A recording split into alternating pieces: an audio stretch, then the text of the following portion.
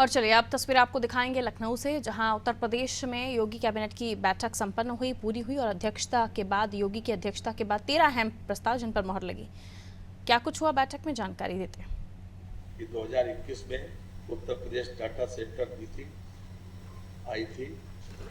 उसके बाद ये महसूस किया गया कि उसमें सबसे ज्यादा बिजली की आवश्यकता है, पावर सप्लाई की आवश्यकता है।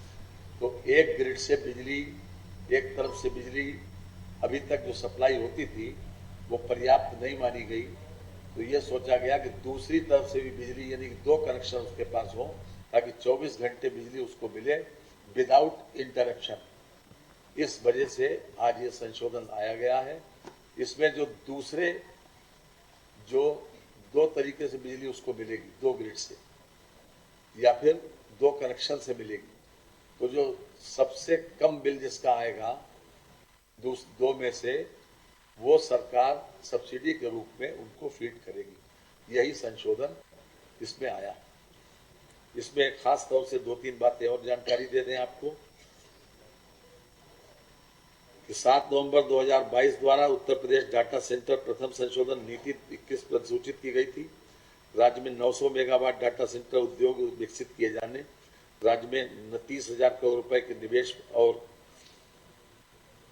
कम से कम 8 अत्याधुनिक निजी डाटा सेंटर पार्क स्थापित करने का लक्ष्य है, जिसमें से 3 डाटा सेंटर पार्क का दोहरा ग्रिड विद्युत नेटवर्क प्रदान किए जाने की व्यवस्था है।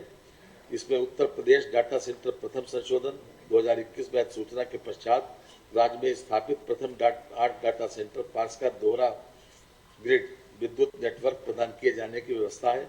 नीति के प्रावधानों के अंतर्गत एक ग्रिड की लागत दोनों ग्रिड में जो कम हो की प्रतिपूर्ति आईटी एवं इलेक्ट्रॉनिक्स विभाग द्वारा वहन की जाएगी तथा अन्य ग्रिड की लागत डाटा सेंटर पार्क द्वारा वहन की जाएगी। ये व्यवस्था इसमें की है।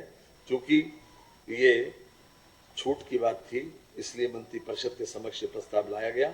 और बाकी तो जितने प्रस्ताव हैं आपको अभी हमारे डायरेक्टर साहब दे देंगे। हमारे एक था स्टाम्प और रजिस्ट्रेशन वाला, जो पार्टीशन वाला, वो तो फिर से उसके ऊपर पुनर्विचार के लिए कहा गया है। वो पुनर्विचार करके आएंगे जी।